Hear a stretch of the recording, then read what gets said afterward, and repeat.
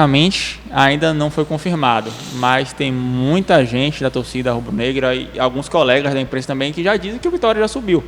99,92% de chance são um desastre, uma tragédia para poder mudar esse cenário, e obviamente que a gente sabe que isso não vai acontecer. E aí, já considerando que o Vitória subiu de divisão, vamos botar isso aqui nesse cenário. Você que vem aí, seu último trabalho foi no futebol paraguaio, então você tem esse know-how com o futebol sul-americano. Como é que anda esse planejamento para 2024? E eu pergunto isso porque recentemente o próprio presidente Fábio Mota declarou que, há um tempo atrás na verdade, que tinham 2 planejamentos. Um se fizesse a manutenção na Série B e o outro em caso de acesso, que é o que está caminhando para acontecer. Como é que está esse planejamento para a primeira divisão? Você pretende trazer jogadores que venham do mercado sul-americano, pretende promover mais acesso dos meninos da divisão de base? Como é que está esse trabalho? Eu até acho, né, e concordo que a gente, não matematicamente, mas a gente está muito próximo, mas eu acho que todo mundo tem um pouquinho de superstição, né? Então eu não gosto realmente de falar como se a gente já tivesse conquistado o acesso. Então, indo na linha que existe 2 planejamentos, e esses 2 planejamentos a gente iniciou, particularmente a parte específica do futebol, acho que a gente teve início de julho, metade de julho, a gente começou a ter as primeiras reuniões, já vislumbrando o restante do ano de 23 e o planejamento de 24. Né? Se reuniu todos os responsáveis de todas as áreas dos clubes e, particularmente, né, dentro do futebol em si, a gente já, metade de agosto, a gente já tinha o planejamento feito dos 2 cenários, né, Série A e Série B. O mercado sul-americano é um mercado que, particularmente, eu sempre gostei muito, né, onde você consegue trazer um perfil diferente, né, muitas vezes de atletas, no qual os atletas, às vezes, são mais sanguíneos. O paraguaio, o argentino tem aquele sangue mais quente e o brasileiro, notoriamente, tem uma técnica muitas vezes mais elevada. Então, eu gosto particularmente de trazer o sul-americano no início do ano, porque eu acho que, apesar de ainda assim ser uma aposta, você tem um tempo maior de adaptação, que é pré-temporada, etc. Eu já não gosto muito de trazer sul-americano que não conheça ou não tenha jogado.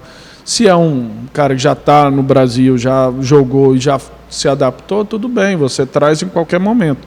Mas o mercado que a gente visa buscar, que na grande maioria é de tentar trazer esses sul-americanos que sejam ativos para o clube, a gente está bastante atento para iniciar na pré-temporada com essas peças. A gente sabe que hoje o Vitória tem já garantido aí para a próxima temporada alguns destaques, né? Tem o Wagner Leonardo, tem o Lucas Arcanjo, que tem contrato.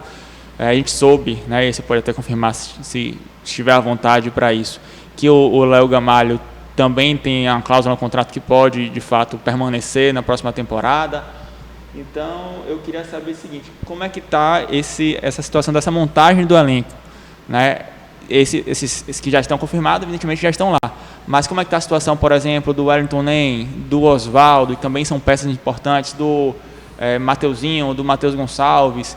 Como é que está essa estratégia de vocês para montar esse elenco? E embedando aí, né, mesclando com essa pergunta, o Vitória hoje, através do Ítalo, poderia dizer que pretende montar um elenco a partir do primeiro semestre para toda a temporada, só montando ali, contratando peças pontuais, conforme foi, por exemplo, em 2013, quando o Vitória fez a sua melhor campanha de pontos corridos na história da primeira divisão, né? Ficou ali em 5º lugar na tabela, ou pretende, devido às questões financeiras, montar um elenco ali no primeiro trimestre, ali, Campeonato Baiano, Copa do Nordeste, Copa do Brasil, e depois reforçar esse grupo, como foi esse ano, por exemplo, para o Campeonato Brasileiro da primeira divisão?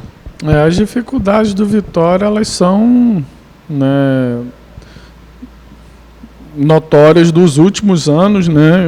O Fábio tem trabalhado muito e tem organizado muita coisa, né? A questão de orçamento, depois dos últimos anos do Vitória, é dificilmente a gente consegue ter um orçamento, né, de janeiro a dezembro na mesma média, entendeu? Isso não quer dizer que a gente vai fazer um time no início do ano e outro time para a Série A. A gente acredita que é importante sim deixar uma base, né, se concretizando o acesso, né, para que a gente possa sempre buscar a qualificação, né?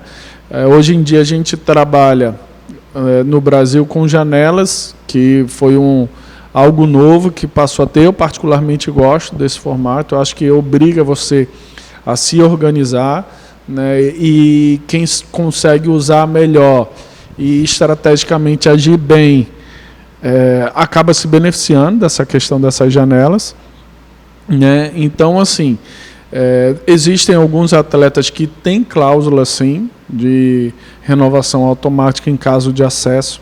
A grande maioria deles são condicionadas à performance, então um percentual X de jogos ou alguma coisa do tipo, e aí seja o Léo ou qualquer outro, existem outros também, mas o posicionamento do Ítalo em si é que todo tipo de renovação, né, seja tratado. Isso não quer dizer que a gente não esteja planejando ou não esteja conversando com os agentes, mas os atletas hoje que estão no elenco do Esporte Clube Vitória, eles precisam se preocupar e se concentrar única e exclusivamente nos jogos, né? A gente precisa concretizar matematicamente, conseguindo atingir esse primeiro objetivo do acesso. A gente precisa buscar esse título, que é muito importante para a história do clube e individualmente para todo mundo, né? Eu particularmente durmo e acordo, obviamente, pensando nesses objetivos que a gente traçou, e aí a partir daí sim a gente externa, a gente fala, ó, fulano deve ficar, fulano não deve ficar, a gente deve manter 100% do elenco, a gente vai manter 10% só do elenco.